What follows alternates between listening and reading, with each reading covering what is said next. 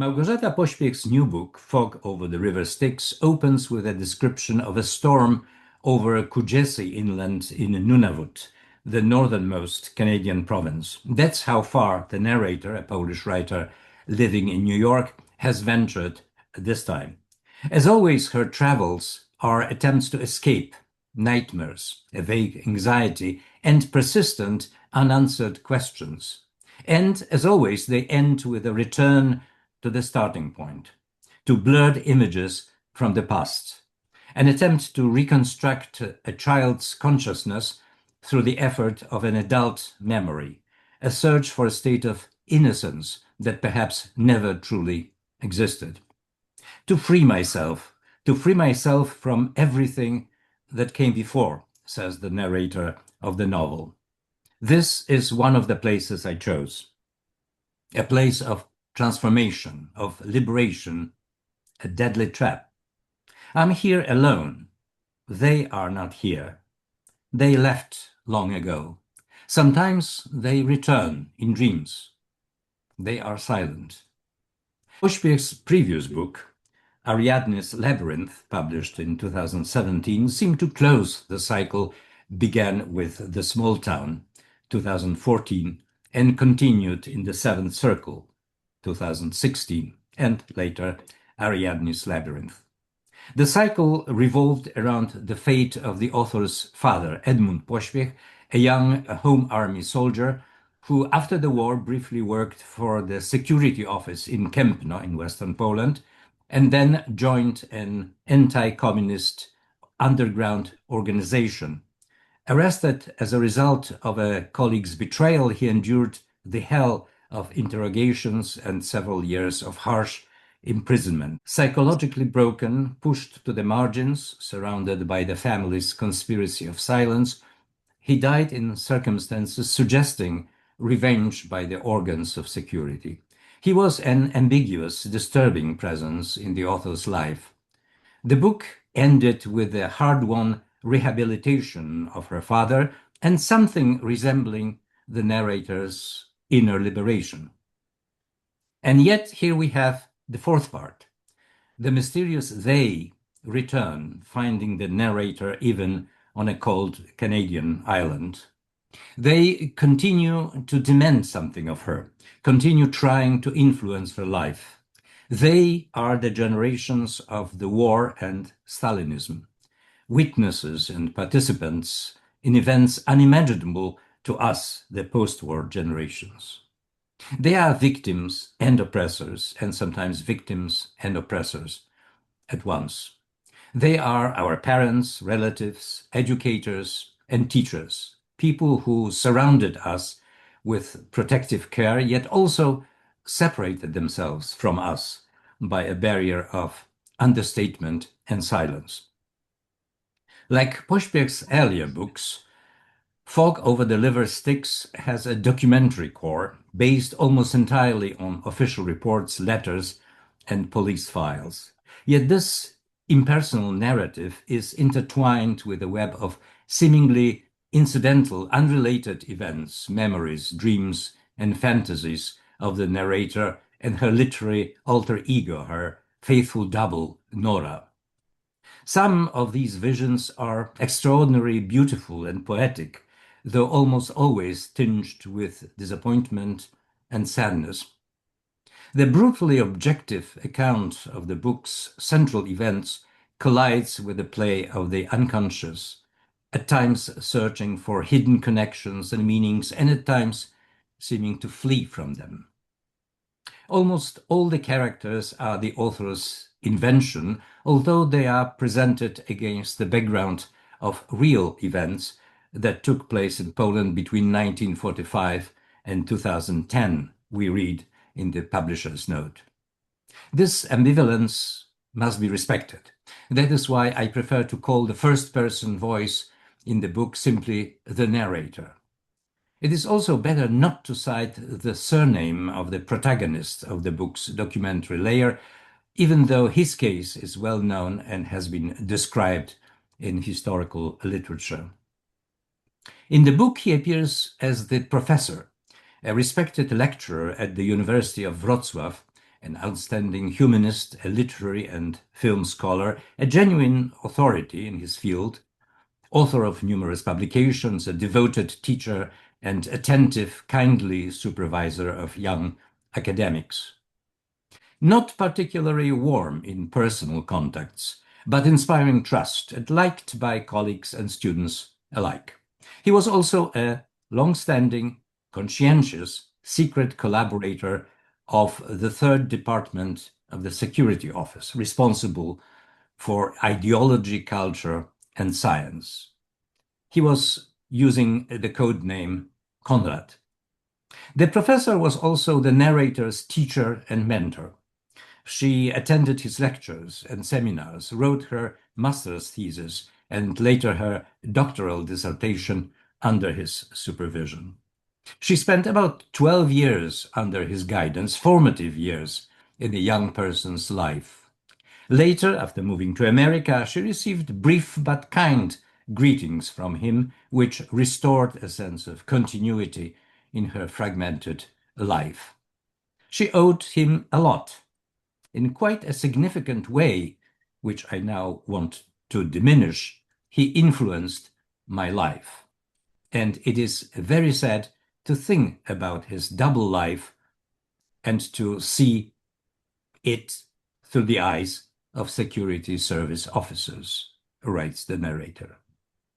The selection of documents in Fog over the River Styx concerning Konrad's case, from the initial preparations for his recruitment through preliminary conversations and arrangements of mutual relations that take place in 1958, reports and analysis from his successive missions to the termination of active cooperation. All this is, in fact, a fascinating read.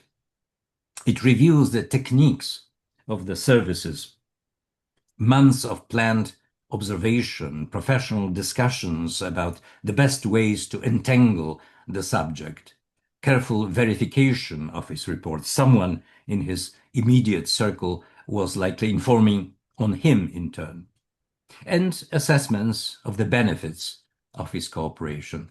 It also exposes the fundamentally cynical image of the Polish intelligentsia constructed by the security apparatus shortly after the 1956 thaw.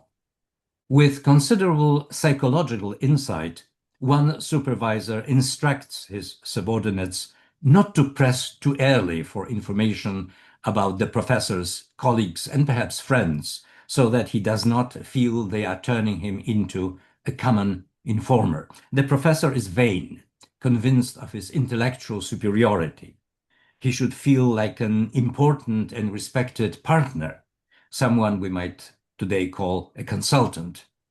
To the surprise of his handlers, at the very first meeting, the professor not only readily agrees to cooperate, but, sensing their caution, encourages them and not to hesitate and to ask about anything that might interest them. From the point of view of the organs, the balance sheet of his activity appears quite impressive. Thanks to him, among other things, 2 attempts to escape by Polish scholars, escape to the West, were thwarted, and several politically suspect professors were removed from their positions. He probably also helped the services to seize the archives left in Poland by a deputy prime minister and leader of the Polish People's Party, Stanisław Mikołajczyk. Konrad was never exposed during his lifetime and died surrounded by general respect. The truth came to light many years after his death. What the documents cannot explain, or explain only partially, is the enigma of the man himself, the personality that allowed such seemingly contradictory traits and behaviors to coexist. Was it truly, as the narrator writes, a double life? Everything seems perfectly compartmentalized. Academic and administrative work, significant achievements, genuinely satisfying teaching of talented youth, and at the same time the opportunity to serve the state authorities to which, as he emphasizes in operational conversations, he, the son of a shoemaker and former laborer, owed everything. We hear the professor's own voice only in the reports of his handlers. It is confident, arrogant, contemptuous. He seeks assurances that the contacts with subversive elements maintained at the security officer's request will not harm his career. There are no signs of human loyalty towards his victims, moral disquiet, or attempts at self-justification, nor are there signs of human weaknesses, fear, envy, fascination, desire for revenge, greed, lust for power. No strong human emotions at all. The professor is not a character from Dostoevsky. Rather, he belongs to the realm of the banality of evil. His portrait radiates impersonal contempt and perfect indifference to higher values. The revelations about the professor shattered the narrator's memory of her youth, her intellectual maturation, and her acknowledged authorities, not only scholarly but moral. The naivety of us all, she writes, stemmed from growing up under the protective eye of parents who had survived the war and Stalinism and shielded us, their children, from political reality as best as they could. This silence of the elders, their unwillingness or inability to articulate their experiences, becomes a source of anxiety, unconsciously transmitting to the younger generation. From the realm of silence come the images, visions, and dreams that torment Pośpiech's protagonist. The unspoken yet intuited past lurks like the beast in the jungle from Henry James's story. Pośpiech's books can be read as a kind of psychological autobiography of generations born after the war and coming of age in a strange in-between period. Our anxieties were more abstract than our parents' fears. Partial access to Western books, films, and fashions, even occasional trips abroad. These only deepened the sense of confinement and dispossession. We lived between mocking irony, we are the generation of cabarets, swaggering nonchalance, and hidden depression expressed in the poetry of the new wave and the cinema of moral unrest. Consciously or not, we sought footholds, cracks, areas of normality in an abnormal world. One such area was knowledge, especially the humanities, of little practical use, yet possessing an aura of aesthetic superiority. Zbigniew Herbert's The Power of Taste. It was a distant, unknown, and idealized world, an escape from reality, Nora recalls upon returning to Poland years later. The gate to the University of Wrocław, with its iron head handle, opened onto a new world, a new continent that existed for her outside time and space. The guides across this continent were the professors, at least those with genuine achievements and unquestioned authority. They too seemed to exist outside time and space. Surely they could not belong entirely to what lay beyond the university walls. It must be admitted that many of them fulfilled this role impeccably, but not all. That is why discoveries, like the case of Konrad, usually made years later, are so shocking and demand a reassessment of memory.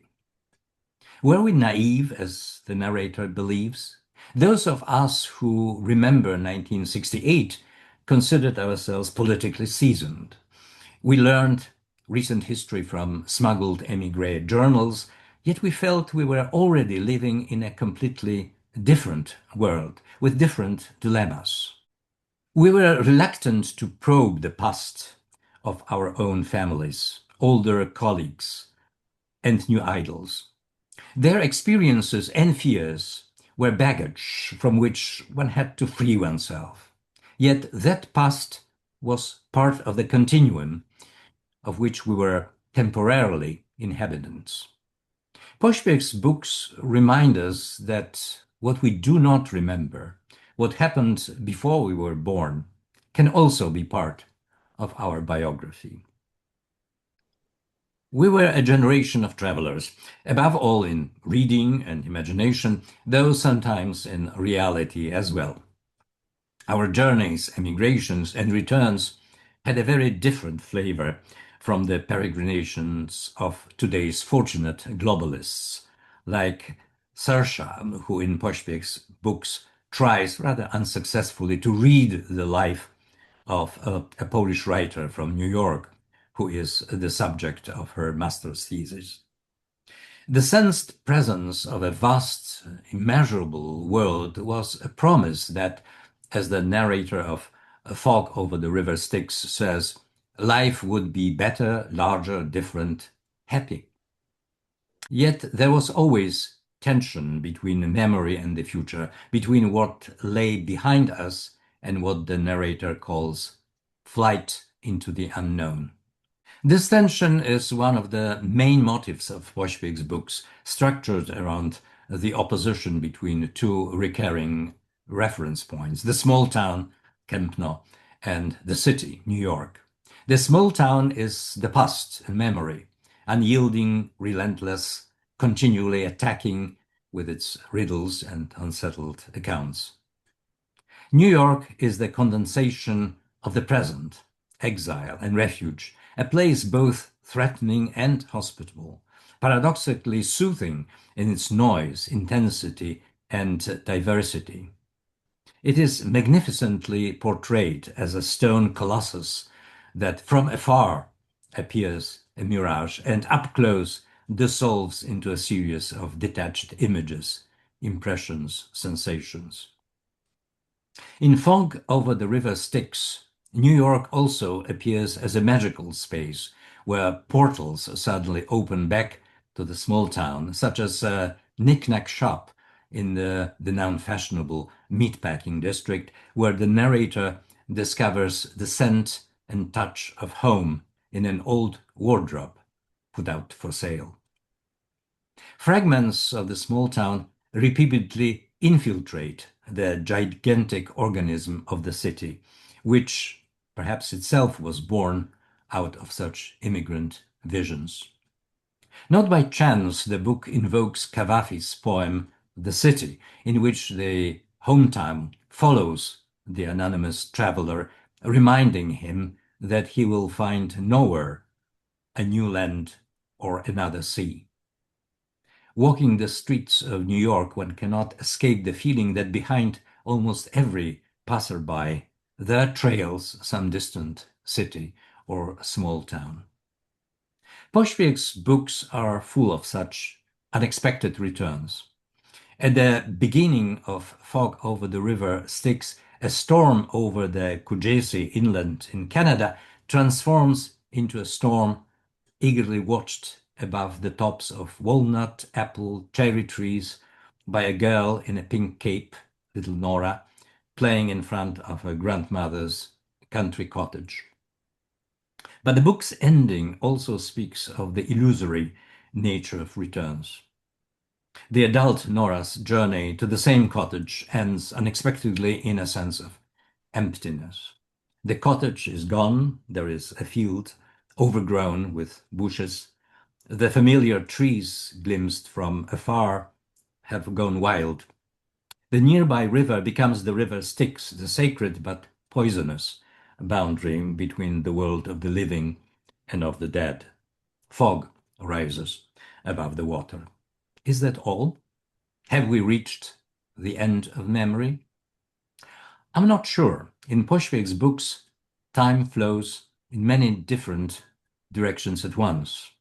Every closure may prove to be a new opening.